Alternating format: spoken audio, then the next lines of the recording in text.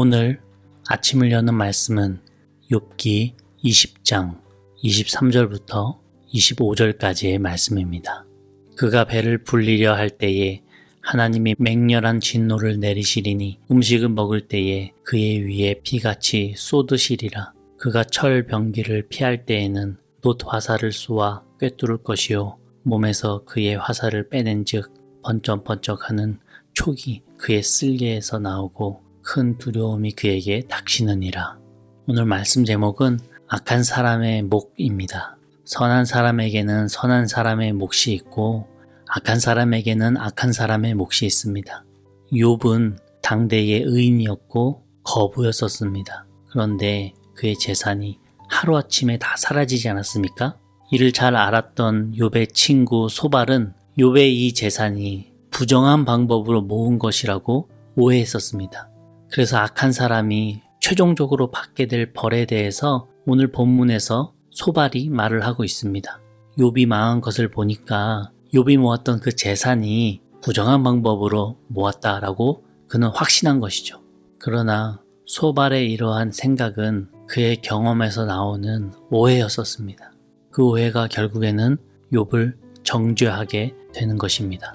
우리는 소발이 잘못된 생각을 갖고 있다라는 걸 알고 있지만 그러나 본문에서 말하는 악한 사람이 하나님께 받을 자신의 몫에 대한 이 소발의 의견은 일반적으로 옳습니다. 그래서 우리는 소발이 욥에 대해서 오해했고 소발이 욥에 대해서 정죄하는 이 부분은 다음 장으로 넘기고 오늘은 소발이 말하는 악한 사람들이 받을 자신들의 몫에 대해서 살펴보면서 오늘 이 말씀 속에서 선한 교훈을 얻고자 합니다. 첫 번째로 악한 사람의 그 복은 한순간입니다. 악한 사람도 세상에서 얼마든지 행복해 보일 수 있습니다. 가끔은 의인보다도 악한 사람이 더 행복해 보이기도 합니다. 이것이 세상에서 보이는 모순 중에 큰 모순입니다. 오죽하면 시편 기자가 시편 73편 3절에 이는 내가 악한 사람의 형통함을 보고 오만한 자를 질투하였음이로다 라고 기록을 했겠습니까? 그러나 악한 사람의 형통함은 영원하지 않더라고요. 천국에는 악한 사람이 들어갈 자리가 없을 뿐만 아니라 일반적으로 이 세상에서도 악한 사람의 미래는 절망적입니다.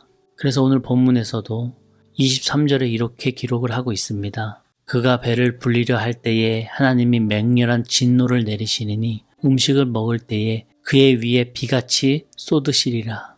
인간에게 있어서 배부른 순간보다 더 행복한 순간도 없을 겁니다. 악한 사람의 그 악도 알고 보면 이 배부른 행복을 지나치게 사모하는 데서 나온다고 볼 수 있습니다. 과욕이죠. 이러한 과욕에서 비롯된 악이 사람에게 행복을 가져다 줄 것 같았지만 사실은 행복을 가져다 주지 못합니다.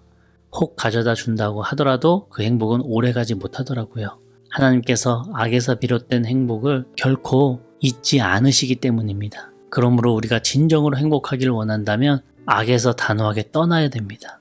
그렇게 할 때 비로소 영원하고 참된 행복을 소유하게 되는 겁니다. 악한 행위를 계속하다 보면 하나님의 진노를 피할 길이 없습니다. 24절에 보면은 그가 철 병기를 피할 때에는 놋 화살을 쏘아 꿰뚫을 것이요 라고 기록을 하고 있습니다. 어떻게 철로 만든 것을 잘 피하면 이제는 놋으로 만든 것으로 몸이 꿰뚫린다는 거예요. 악한 사람이 하나님의 진노를 피하려고 노력해봤자 결국에는 그것이 헛된 노력에 불과하다라고 하나님께서 말씀하시는 겁니다. 그러므로 지혜로운 자는 하나님께서 나의 범죄로 인해서 진노하실 때 그것을 피하려고 하지 않습니다. 오히려 하나님께서 노하실 때 하나님의 품으로 달려가서 매달려야 하는 것입니다. 그래야 하나님의 긍휼하심을 입을 수 있습니다. 죄를 극복하고 살아나는 방법이 바로 하나님의 품에 안기는 거, 엎드리는 거라고 하는 것이죠. 우리 역시도 악인들의 복은 한순간이라는 것을 기억하시면서 그들의 복에 집중할 것이 아니라 내가 혹여나 악인의 자리에 서고 있는 것은 아닌지 살펴보는 그러한 하루 되기를 원합니다. 두 번째로 악행은 언젠가 드러난다고 하는 것입니다. 악한 사람의 악행은 감추려고 해도 결국에는 드러납니다. 25절에 보면 이렇게 기록하고 있습니다. 몸에서 그의 화살을 빼낸즉 번쩍번쩍하는 촉이 그의 쓸개에서 나오고 큰 두려움이 그에게 닥치느니라. 그 놋화살을 뺐더니 번쩍번쩍하면서 다 티가 나고 드러나게 된다라고 하는 겁니다. 하나님께서 괜히 오늘 본문에서 번쩍번쩍이라는 단어를 쓰신 게 아니더라고요. 우리 역시도 옳지 못한 것, 남들에게 감추고 싶은 것, 하나님께 감추고 싶은 것을 주님께서는 오히려 때가 되면 더 티나게 번쩍번쩍 보이시겠다라고 말씀하고 계시는 겁니다. 인간의 지혜나 인간의 과학이 하나님의 눈을 피하고 하나님의 진리를 거스를 수 있을 것 같았어요. 의료기술의 발달로, 과학기술의 발달로 인간의 콧대는 점점 더 높아졌었습니다. 그래서 병이나 육체적 고통으로부터 벗어날 수 있을 것 같았어요. 그런데 결코 그렇지 않음을 증명하고 있는 상황이 요즘인 것 같습니다.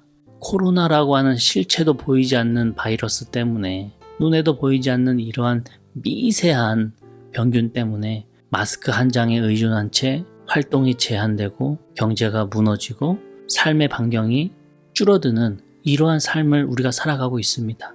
인간의 과학기술의 발달로 이까지 바이러스쯤은 얼마든지 쉽게 해결할 수 있을 거라고 자부했었지만 전혀 완벽히 해결하지 못한 채 벌써 이렇게 2년 가까이 시간이 오고 있는 것이 현실입니다. 생각 외로 인간의 지혜나 발달된 기술이 부족함을 느끼게 되는 시기입니다. 지금도 그렇고 앞으로도 계속 그렇게 될 것 같아요. 우리의 기술이 발전했다, 우리 인간의 지혜가 높아졌다 하면 또 하나님께서는 생각지도 못한 일로 인해서 우리의 기술이 정말 한없이 부족하고 인간의 지혜 역시도 한없이 연약함을 드러내실 것입니다. 그래서 우리 인간은 겸허하게 하나님 앞에 엎드리며 하나님의 뜻에 순종할 줄 알아야 된다고 하는 것이죠. 죄의 문제도 마찬가지입니다. 죄 짓고 가릴 수 있을 것이다, 숨길 수 있을 것이다 오산하지 않고 성경 말씀처럼 하늘이 그의 죄악을 드러낼 것이요 라는 이 말씀 기억하시면서 내가 도무지 회개치 않고는 죄 앞에서 뻣뻣할 때 주님께서는 언젠가 이 세상에 나의 이 죄악을 드러내신다는 거 우리는 기억을 해야 됩니다. 요한계시록 20장 12절과 13절을 보면 이렇게 기록이 되어져 있습니다. 또 내가 보니 죽은 자들이 큰 자나 작은 자나 그 보좌 앞에 서 있는데 책들이 펴 있고 또 다른 책이 펴졌으니 곧 생명책이라. 죽은 자들이 자기 행위를 따라 책들이 기록된 대로 심판을 받으니 바다가 그 가운데에서 죽은 자들을 내주고 또 사망과 음부도 그 가운데에서 죽은 자들을 내주매 각 사람이 자기의 행위대로 심판을 받고, 이 땅에서는 악한 사람의 행위가 숨겨질지라도 하나님의 심판의 날에는 하나도 숨김없이 드러나게 되고 행한 대로 심판받게 될 것이다 라고 기록이 되어져 있습니다. 하나님은 악한 사람들로 하여금 수치와 부끄러움을 당하게 하시겠답니다.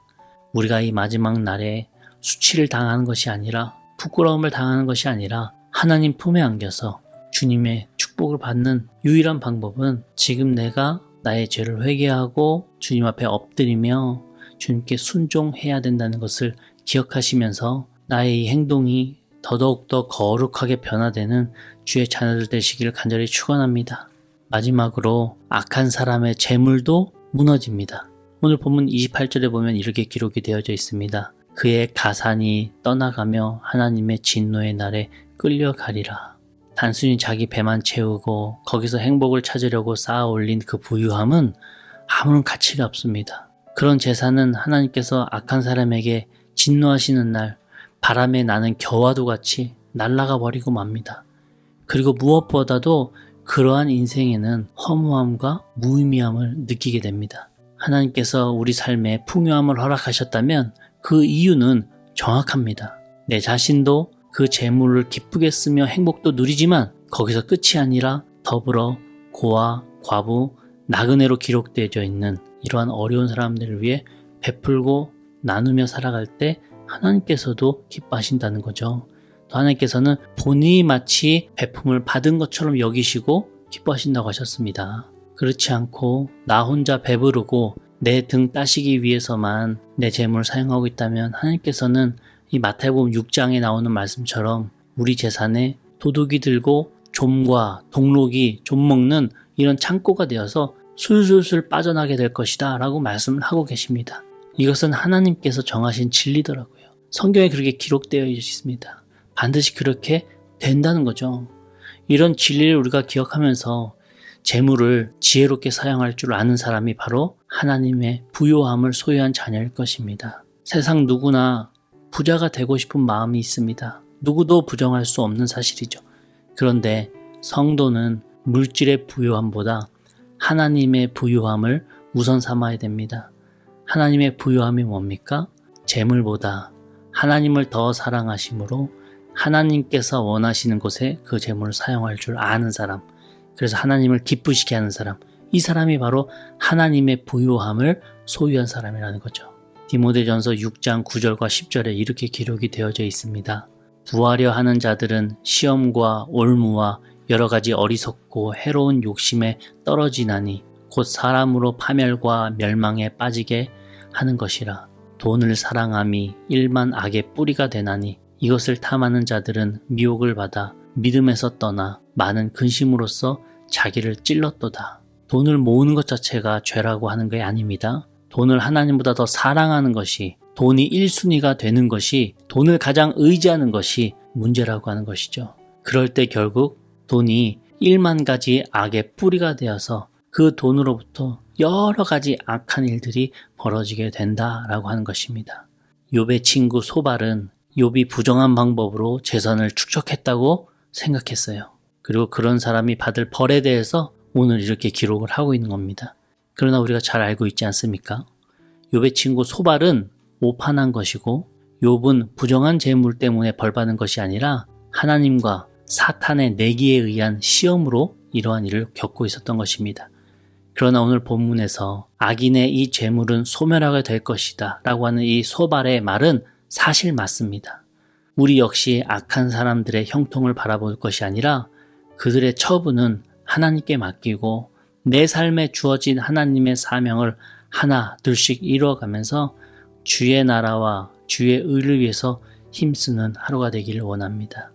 하나님께서 그러할 때에 욥을 마지막에 축복하셨고 욥을 돌보셨고 욥을 통해서 하나님의 뜻을 나타내셨듯 우리 성도님들의 삶을 통해서 하나님께서 축복하시고 주님의 뜻을 나타내시고 하나님께 칭찬받는 주의 자녀들 되실 줄로 믿습니다. 오늘 하루도 주 안에서 승리하시기를 바랍니다. 아멘.